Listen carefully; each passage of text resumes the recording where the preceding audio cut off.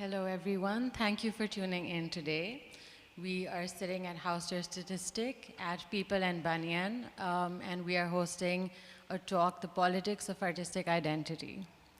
I will briefly begin by introducing all our guests, the speakers at the panel, and then we will go straight into the talk. So we have with us here today His Excellency Dr. Mohammad Faisal, who is the Ambassador of Pakistan in Germany. We have Dr. Philipp Zehmisch, who is an anthropologist based in Heidelberg. We have Mr. Lorenz Strittmatter, who is on the Pakistan desk in Berlin. And we have Sara Farid, who is a photojournalist based in Paris. So thank you for being here, and a special thank you to Goethe Institute, who's also here, and whose website you can see everything live at.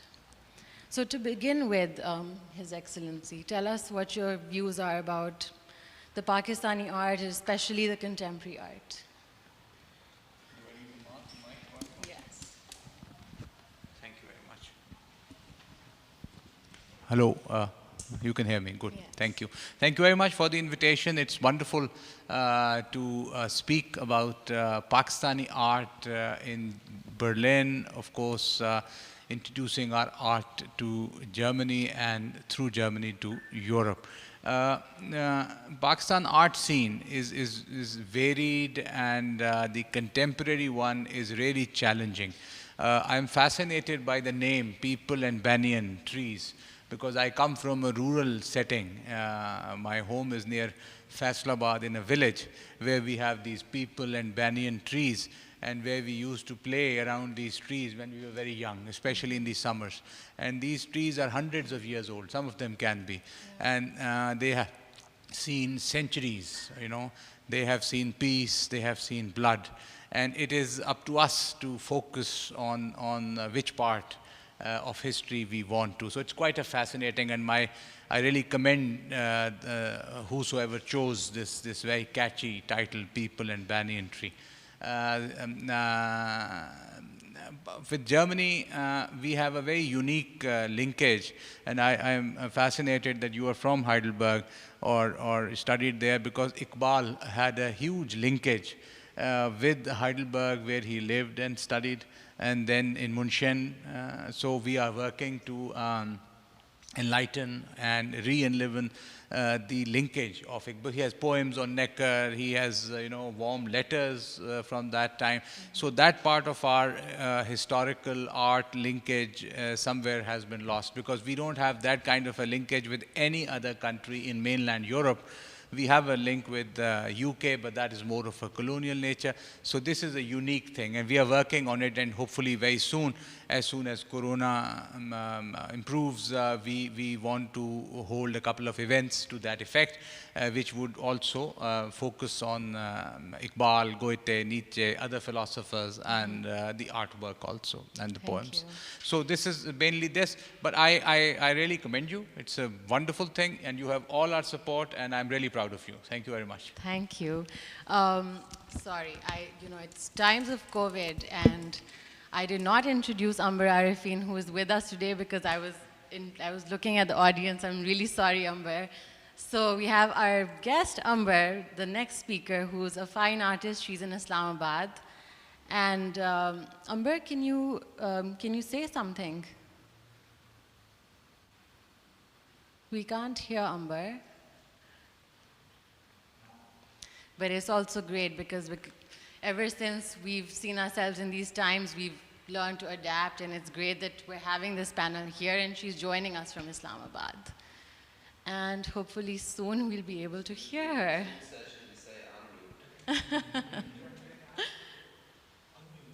Amber, can you unmute your...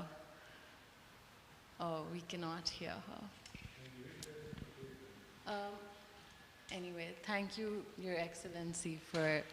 and so People and Banyan is actually the artwork over there by Hajra Chima, and I will take you after this to see the exhibition. It's actually about Bibi Pak Daman in Lahore, and her paintings are a series of dedicated to her visits over there and all the impressions that it made on her.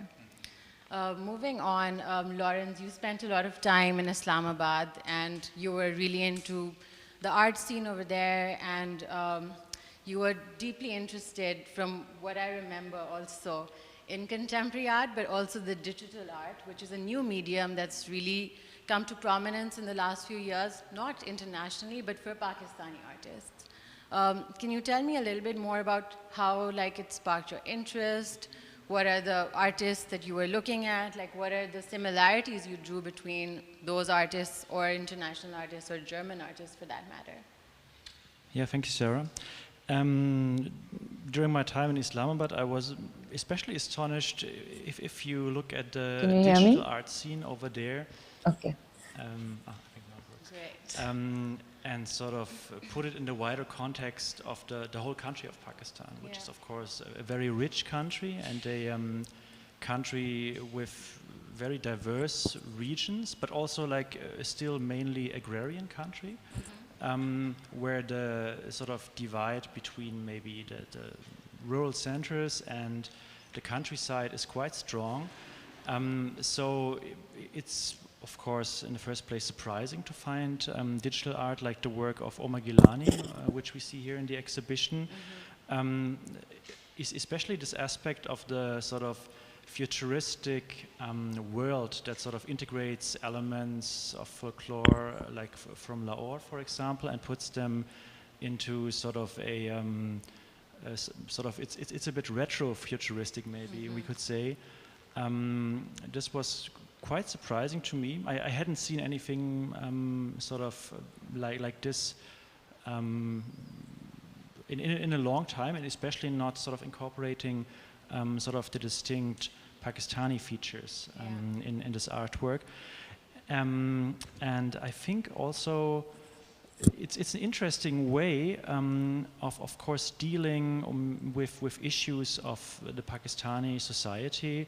And putting them into a futuristic setting, which opens, I mean, this would be the same case, I think, in any country, which opens more way to deal with delicate issues in a distant, fictionalized world that is not the world of today, because it opens a room for artists to touch upon delicate issues that might be a bit too hot to touch in everyday politics. Yeah.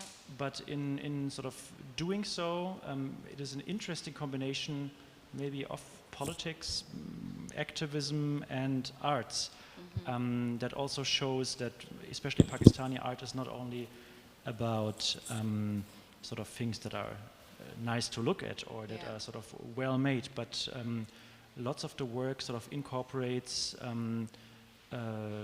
very current issues of Pakistani politics. Definitely, and most of the works that you see in this exhibition especially are all touching upon these very current issues. And talking about current issues, I'd like to go to Sara Farid, who is a photographer now based in Paris, but is also an artist in exile, and she and her husband were journalists and moved to France as for asylum. And I really want to know about, because you started as a photojournalist, but you're also doing photography as art. You're part of the Artists in Exile in Paris. And you've done a few exhibitions of just your artwork now, and we'll come back to your very interesting series that is on display today. But can you tell us a little about your journey and how it has shaped your practice and how it has kind of, molded your perception of your identity? Well, I'm first of all, thank you for having me here. It's a pleasure. But like Lorenz was saying, in the artistic world, you have a expression in which, in a distant reality, you use your artistic expression to talk about certain realistic issues. But I am not. I'm more of a realistic, and because I have a journalism background, my way of talking about issues of Pakistan are more direct. Yes, the expression could be artistic, but the topic and the issues that I choose to work on have always been mainly about human rights, persecution of minorities, and women issues. But the way you do it, like I have mostly reported for newspapers, but like you said, in Paris, I've done a lot of exhibitions with my work from Pakistan, but in France as well.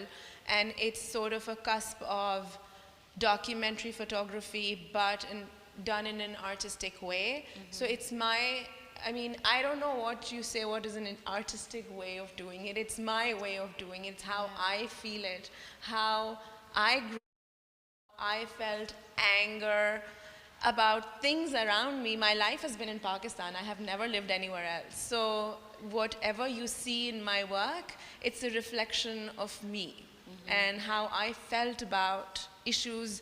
And I mean, I'm from a generation who became a journalist when media ki azadi aayi thi Pakistan mein, which was like the media freedom came in Pakistan, and there were lots of FM stations and newspaper, like TV stations were opened up. So I started because there was a lot of frustration that we want to express ourselves. So that's where we started. And now here. Thank you. Philipp, you are a social and cultural anthropologist, and you spent several years now in Pakistan, and you recently moved back to Heidelberg. You are married to a performance artist, a dancer, which is why you saw that world very closely. And you've also kind of dabbled into the performance aspect of it. How do you see, and for you, my question is strictly, like, not strictly, but more towards performance art, because we have a visual artist here who will just talk about her practice. But how do you see, you know, how is performance art perceived, especially with the public? I'm not talking about a performance art piece happening in a gallery, because that is not even what you did. But could you touch more upon your experiences and how, you know, what are the different subtleties that you notice that come with it? Yeah, thank you, Sara. And I must also mention that I was also part of a kind of a performance art group, though I'm a terribly bad performer, but it was an amateur group. And it was largely, let's say, focusing on political topics of different kinds. And I've, through my partner as well as through this activity, I've been to a couple of places in Pakistan, and I've been to many performances, largely also in the audience. And what I've noticed is that in Pakistan there's a huge desire by people to kind of express their emotion and to celebrate. And if their art is performed in whatever, if it's dance, if it's music, or in theater and any other form, then people usually enjoy. And I would also here a little bit distinguish between the different layers and the different fields. So we have also, like, there's a field which you would call classical, and there's a field you would call also folk, and then there's also, I would also say art or performance art that is embedded also spiritually and in rituals as well as in aspects. And what I've seen, for example, at shrines and like different melas, I would also, to a certain extent, categorize that in the field of performance art, though it's not an art that is kind of separated as a field of art for consumption, for, let's say it's for pleasure, but it's not singled out and commodified, but it would surely include that. And what I feel in Pakistan, there's a dearth of performances, and there's a public sphere that is also has a tendency to kind of ban performance art. Also in many ways, performance art is looked down upon. There's also terms like the mirasi, which is like often used very derogatorily. So a lot of these aspects have actually retreated into like kind of their own niches, their own spaces, and they're very well alive, but they're not so much present in the public. So it's either this performance art has become privatized and separated, and something like a production of art for the elites. I've been to many of these events as well, where elites gather, who are art connoisseurs, who enjoy classical dance, let's say. But then there are also these events like the few melas in the big cities, where you have these performing arts for the larger masses. And I think there's a desire to express, and unfortunately in my view, a lot of the arts have not been promoted well enough so far. Also, if you look at neighboring countries, how certain performing arts are being promoted. And there's a problem with, let's say, certain parts of the public discourse who try to ban or not allow or to invisibilize these forms of expression. Thank you. I agree with you to some extent, but like you said, it is part of the culture. Like when you go to a shrine or something, there's a dhamal, for example, like that is a dance, and it is done like, you know, it is a spiritual dance. But yeah, Amber, you're a visual artist. You're based in Islamabad now, but you know, for many years you started off working in the development sector, and it took you a while to kind of like find your true calling as an artist, and then go back to London to study art, and then kind of move back to Pakistan and really start your artistic practice now.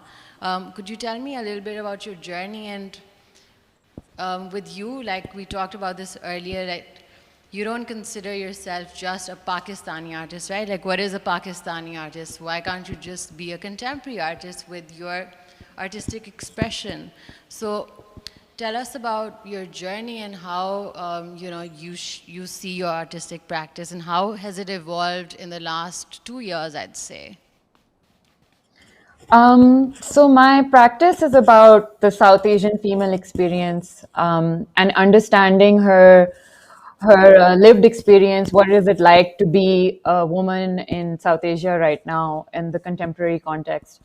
And I suppose these ideas stem from my own journey, in which I had to kind of make a choice between a career that I was pursuing very aggressively. I did my undergrad. I have an MBA. But after a few years of working in the development sector, I saw a few things that didn't sit very well with me. For example, I saw a massive discrepancy and a disconnect between what was happening in the office and what was happening in the fields. So I worked for a reproductive health organization for women. And I saw that the experience of the women we were trying to help, that was almost never part of the decision-making process, and that they were just numbers at the end of the day. And that really left me feeling disheartened, and triggered this introspection into what I was doing, why I was doing it. And that's around the time that I went back to art, which was always in the background, but it soon came to the forefront, and I started exploring these questions about who I am and why I'm doing what I'm doing, and then led to larger questions about who is the South Asian woman and what enables her to make a free choice. Because when I switched careers, it took me some time to come to terms with a lot of dark truths and unlearn a lot of conditioning. Because I thought, how am I going to survive independently as an artist, as a female in Pakistan? And even though I come from a privileged family, I have family support, I still felt so scared. There was so much anxiety, and I think that's what fuels my work. I want to understand what is that space that women are surviving in and navigating between tradition and modernity, trying to do what they want to do, while at the same time dealing with the backlash from society that all these expectations kind of put on you. So actually, the series that I've put up for this exhibition is very much about that inquiry, and I wanted to do that through stories. So I selected these 7 young women who had compelling stories about their experience of living in Pakistan. And actually, going back to what Philipp said, one of them was a dancer. And so she's a hip hop dancer and she's a classical Kathak dancer. And in both areas, she was struggling with who she was, because she said that I'm as much as a hip hop dancer as I am a traditional dancer. And then also dealing with people's perception of her and still doing what she's doing despite taboos, despite what Philipp was talking about. And I suppose what Sara was saying, that expression, self-expression, while she's talking about that through very direct way, I guess my work is more understated and more about what's happening inside of us internally. Yeah. So. Yeah. Sara, because Amber just talked about this, tell us about the series that is on display right now, your photographic prints that are the Dekho Magar Pyar Se series. Well, it's one of my ongoing projects, and I've been working with the Khwaja Sara community in Pakistan for 5 years when I was there, and now I'm in Paris and I work with transgender community there. But to come back, I mean, to reach this point, the idea, like my entire life, my work as a journalist or as an artist is again very linked to what, I mean, it hits a lot of points what Amber was saying, because growing up as a woman in a very patriarchal setup, it's something that you struggle with all your life, even if you come from a privileged family, but you are raised in this protected environment where there are still limits. At least for me, there were. Nothing came easy. And you know, you always have to fight to get some basic rights for yourself or liberty for yourself. And once you defy those boundaries, then you get out of that protected family setup and you acquire this independence for yourself, because this is how I want to live. And you tell everyone, this is my life and this is how I'm going to live. You step out of that protective circle that you're in. Yeah. So then it's a double struggle, because you're fighting your family. I mean, by family, I mean, like, you know, in general, people surrounding you, and the society.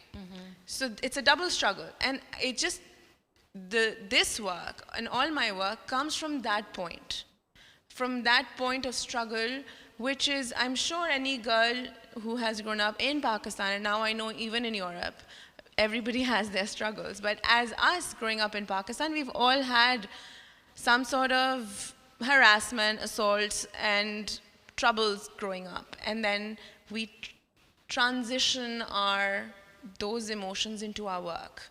And working with these amazing individuals in Rawalpindi, Islamabad, and Lahore, and Karachi, I just met them.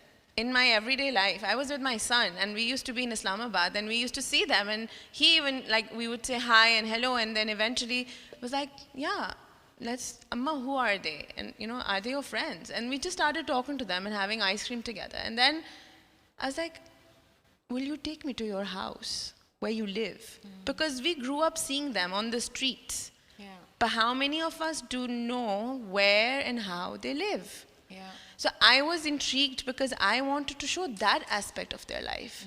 And then they were generous enough, because all my work, I owe it to the people who allow me to photograph them. It would be not here if it was not because of them. And they allowed me into in their homes and how they live, and my interest was to bring that life out. And as you asked, like the whole concept of Dekho Magar Pyar Se or Dekh Magar Pyar Se, the slogan that we have, it came from because one of them, Kajal, one girl that I became really close to, said to me, I asked her, what do you want from the Pakistani society? And she said, I want people to look at us. Right now, they look through us. They look at us, but they're not looking at us. They're always, Urdu mein kehte hain, aankhein churana. Like, they say that, you know, they're always trying to just not look at us directly. And that's the idea behind the series, is look at them. Look at their life, interact with them. And kind of highlighting their identity as... Yeah, I mean, they are a sexual minority. And it's like we, as Pakistan society, are a bit schizophrenic about it. Because we give them legal rights, but socially we don't accept them. Religiously, we have problems with it. So, you know, we're kind of undecided, because Pakistan is one of a very progressive country when it comes to law. Yeah. That it allows them to have an declared third gender on the national identity card. Exactly. 5 of the transgenders contested in the previous election. Yeah. So all of that is there, and yet there is a lot of violence against them and negativity also. So it's important to understand all the aspects. Yeah. So. And going to policy, His Excellency, I'd like to you know, ask you, what are the steps that are being taken to really highlight art and culture? Because she said Dekh Magar Pyar Se, and it reminded me of truck art, because that is also like, you know, it's a quote that you see written on like most of the trucks.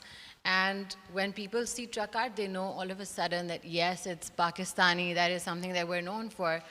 But there's so much more art, and you know, we have these amazing art schools, and then we have artists who are self-taught as well. And what are the steps that are being taken to really highlight artists not only in Pakistan, but on a more global level? Thank you very much. As she very rightly said, that the legal part is so progressive that even in the national ID card, they have a separate identity now. There are, of course, challenges. She's very right. Let me concede from the beginning. And there are challenges in every society. There is no society that is free of these challenges.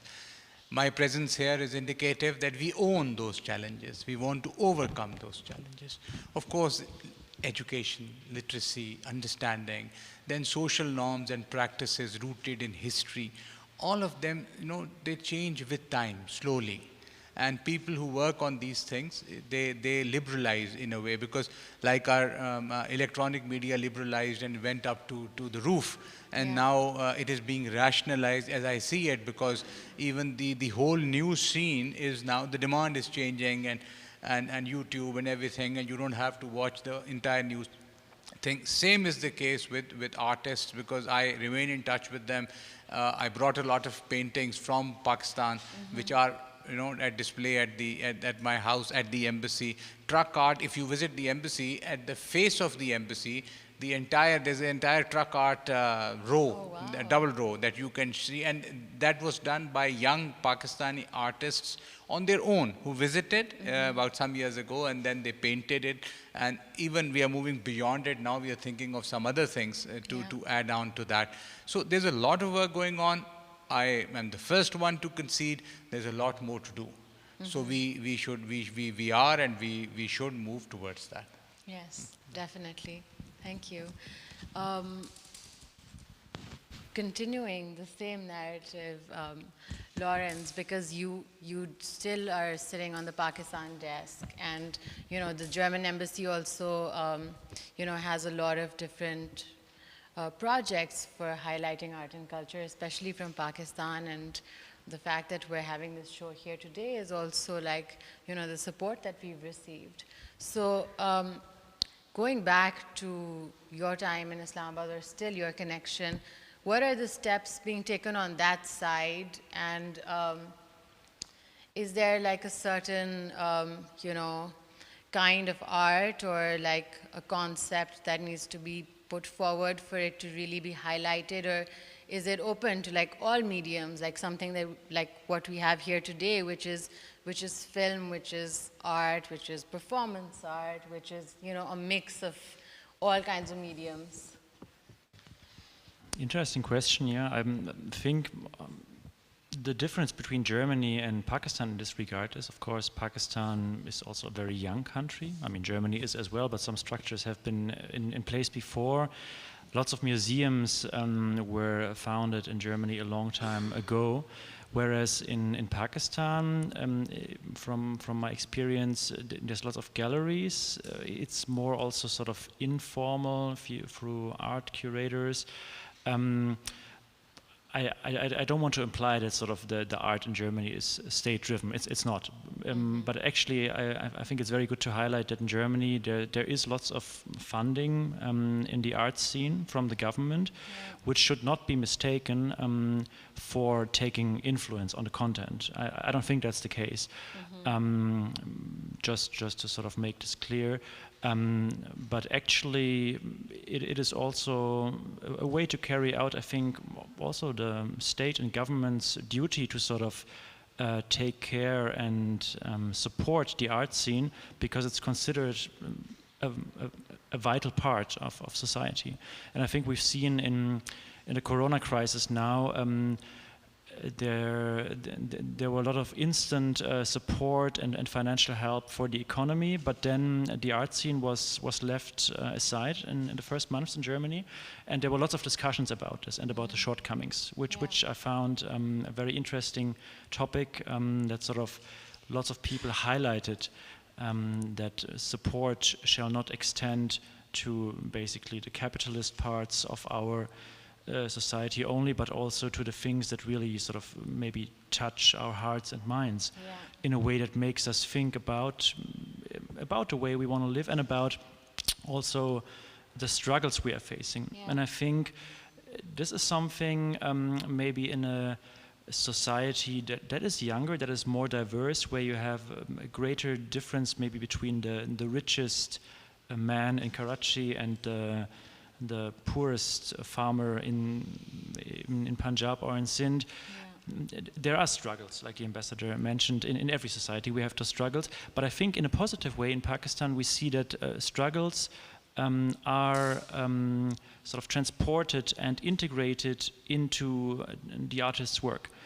And this is something that really struck me. It gives you an impression, Amber mentioned this, of how women try to sort of break out of the space that is being given to them by society, try to achieve more, and what they have to sacrifice sometimes, and which obstacles they face. And I think art is a very interesting way, of course, for the artist to sort of do a therapy on themselves somehow, but also for me personally it was an eye-opener for understanding some of the issues that of course we sort of reported back to Germany about as part of our sort of duty in the country, that sort of we personally read in the newspapers in Pakistan, but also art is and our pieces of art are another way of really understanding the emotions that are being caused by the way society treats its members. And I think that's the distinct way that maybe makes the difference between a well-written book about Pakistan and a piece of art about the way people live in Pakistan. True. Philipp, we're talking about perceptions, and from an anthropological point of view, how do you kind of deconstruct this narrative?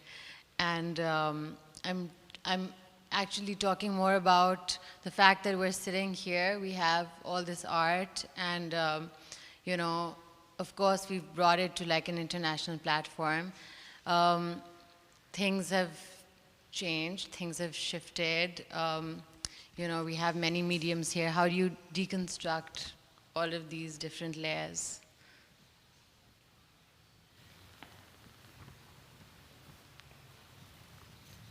It's a difficult question, Sara. I mean, let's say we could say here, of course, there's a tension between the global and the local. There's a tension between what is Pakistani and what is supposed to be kind of part of a wider art scene. Yeah. In Pakistan, there's a lot of artists who unfortunately don't have this privilege and the reach to kind of end up or to go to the West or to be shown here. And this is, by the way, also the first exhibition of its kind of a collaborative exhibition, I think, shown in Germany. And I think that's why it has also a particular place in representing Pakistan in a very different way than it's usually portrayed in the media. And there's of course an important message that should come across. But what I want to say is there's this discrepancy between, I know a lot of artists who actually have been, and there's a couple of quite brilliant art schools actually in Pakistan, and they produce there's a lot of talent as in every country of the world, but often people don't have the social capital to kind of reach into making a living out of their art. So they are very kind of, in a classical sense, artists who live precarious. And this is something also, there's a certain precarity, of course, here, especially during the Corona, also in Germany for artists, but in Germany it's much easier to get to get by somehow, to do some small job and survive. And in Pakistan, this is often very, let's say, difficult. People are embedded in family networks, and to become a professional artist or even part-time is something that in Pakistan not I would say not everyone can afford also. And here, if we look at what we are basically representing also in this exhibition, this is of course something that where often people who produce this art can also afford to be artists. And this is not a comment on the quality, but just to be kind of, let's say, look at the challenges that art faces. And this is also not to say that this is less authentic. I just want to highlight that, of course, the exposure being given to artists, to certain artists, is very different, especially if someone considers themselves as global artists or globally working artists. Mm-hmm. Thank you. Yes, I agree with you. And like Amber, that's what you said to me, right? That I'm a global citizen. My work is for everybody. Talking more about like your practice and especially the mediums that you use, there's been a lot of experimentation. And it's interesting because when you say art, the first thing that comes to someone's mind is that it has to be a painting, it has to be oil on canvas. But there's so much more, and this is what we're seeing here today as well. But tell us a little bit about like your evolution and how you experimented with various materials, and you really like kind of, you know, you put together your own style, which is a mix of many mediums that have come together. Cannot hear you. Okay, I muted myself by mistake. Okay. So I think when I was developing a language with which to express my thoughts about the South Asian female experience, I had to try everything. And because I didn't go to art school, because I had such a different journey than most artists, I think I just kind of I was mostly self-taught, so I was trying to teach myself things. I was YouTubing, I was doing a lot of physical work, and that allowed me to try every kind of medium and with no limitations or restrictions. And I felt somehow that's worked in my favor, because some of the schools in Pakistan, I've seen the way they teach, it limits them in some capacity, because there's a tradition that's being followed. And it's not that experimentation is discouraged, it's just that the space is not given to the students to kind of go beyond what's already been done. And so I was, in a way, lucky that I didn't go through that route. And I ended up then going for my master's in London, which was mostly self-led, and it was just an opportunity for me to kind of develop my language. And I just spent that year working with these mediums. And because I'm a global citizen, because I've lived in America, I've also lived in Pakistan, I've also worked in different sectors, I think the language that spoke to me was imagery, because it speaks to our relationship with technology, with globalization. And oil on canvas doesn't express what I have in my mind. It's just a lot of information that I'm kind of resolving on the canvas.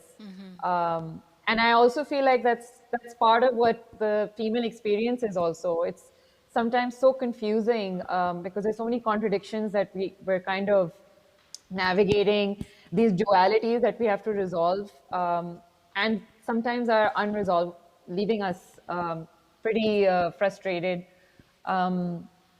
So yes, I suppose that's how I've developed my language. Yeah.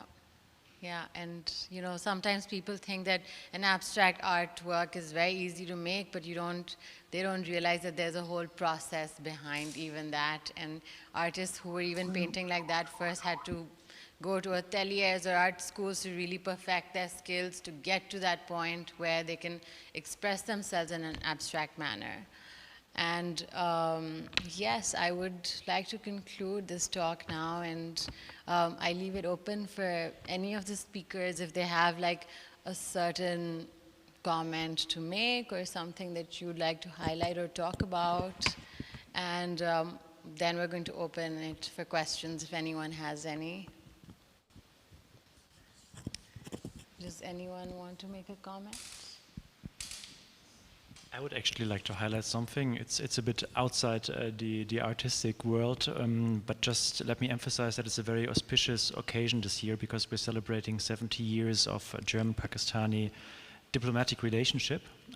Sort of as early as of 15th of October 1951, our two back then very young states.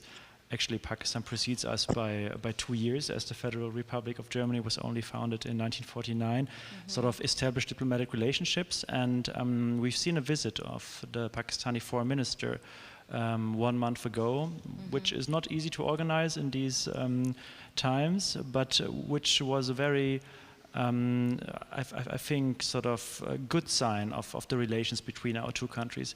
And I think that's why, sort of also I personally am very delighted that we don't only see Pakistan in this year through a sort of political or geostrategic lens, but will also be able, hopefully, here in Berlin and in Islamabad, to sort of see what Pakistan has to offer, because it's of course way more than just a country, as you read in some newspapers, that is next to Afghanistan, or a country that is a neighbor of India. It's a country with a very distinct and unique identity that is also very diverse, like Germany is with its different regions. So it is something that, in my opinion, unfortunately falls a bit short in public discussions, and whenever Pakistan is mentioned, it's usually not for its diverse art scene or for its interesting sort of struggle between sort of more conservative and more progressive elements. So I think this is something very positive, and I hope that in the time to come we also see more of the bigger picture, and we see more of Pakistan aside from pure political news. Yes, yes. Yeah, I also would like to add to this, and I think this was also a very good opening. If we look, so there's several aspects. If we look at how Indian art has been promoted in the last decades, very successfully, I think it's also now like the time, of course, for Pakistani art to get in a different limelight, and especially to represent the country in a different way. And what I found especially stunning about a lot of the pieces exhibited here and a lot of the art I've seen in Pakistan is that there are, as we have talked about before, there are social and political struggles encapsulated in the art, and there's not just the production of art for the sake of art, for the consumption of art, just for the, let's say, as a echo chamber for a certain class who kind of consumes art and buys art and trades with art. But there's also like the real, like the societal struggles are actually expressed here, and this is something, and I would say a very interesting lens and introspective into what is actually happening in the country and what happens especially behind the curtains of how reality is often displayed. So art is that kind of goes into the niches, that goes around the corner, goes in the backyard, and looks actually at what life is all about behind these few dominant, let's say, frameworks of representation of Pakistan, Yes. which we are all very familiar about, which I don't need to mention, I guess.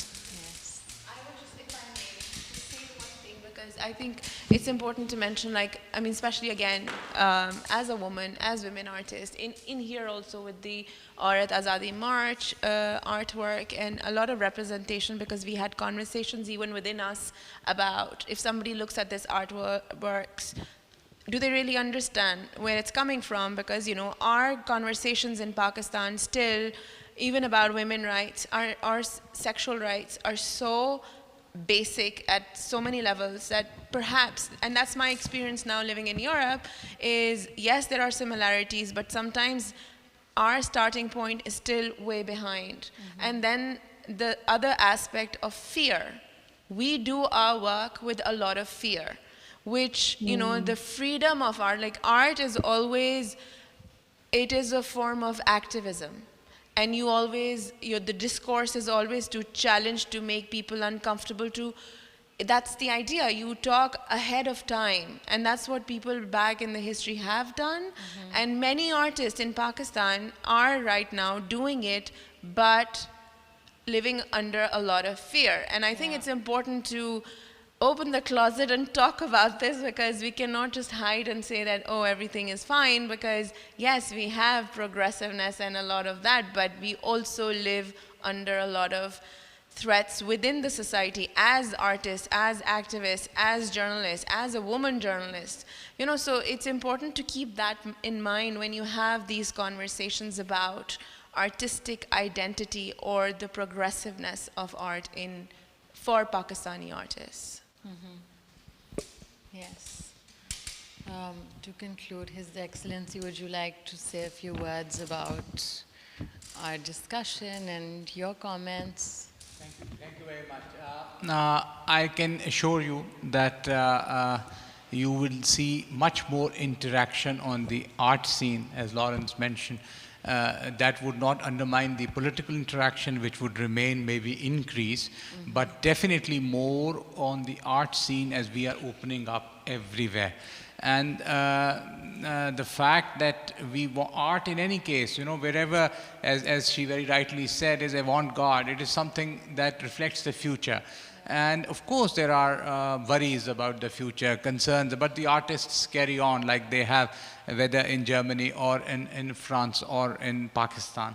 So I have good news and I have hopes for the coming times, and I look forward. Like, I might have my own opinions of this Aurat Azadi March poster, but I'm here.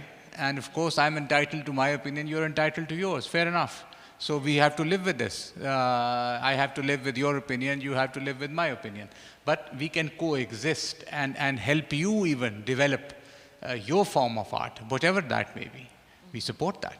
And we look forward to many such activities here. My wife is here. I have 2 daughters who are fiercely independent. They couldn't make it. If they were here, you would realize that how progressive my family would be, because the women rule the house, my house. So of course, I have a son who is 9. But of course, the ladies even have transformed in all sectors of society and are educated and are coming out of the history. There's a unique history which of course is a drag on us. We're trying to overcome it. Let's hope for the best. Thank you. Thank you so much. That is indeed very reassuring, and you're absolutely right in the fact that there's 3 of us sitting here on this panel right now speaks for itself. And thank you everybody for tuning in, and thank you, Your Excellency, for being here today and for supporting our exhibition and for all the assistance and for the reassurances. And it's really nice to know that, you know, the future is bright. We're working towards, you know, overcoming all these hurdles that we've talked about today. And yes, there's a lot of artwork that shows the plight and social issues, but there's a lot of artwork that also highlights just beauty, that highlights all the positive aspects of the country, which are a lot as well. And this discourse can go on for a very long time, and it's something that we continue to think about. But for now, I would like to open it for questions, if there's any within our audience or online. And then we will move on to a very interesting performance by Abi Tariq.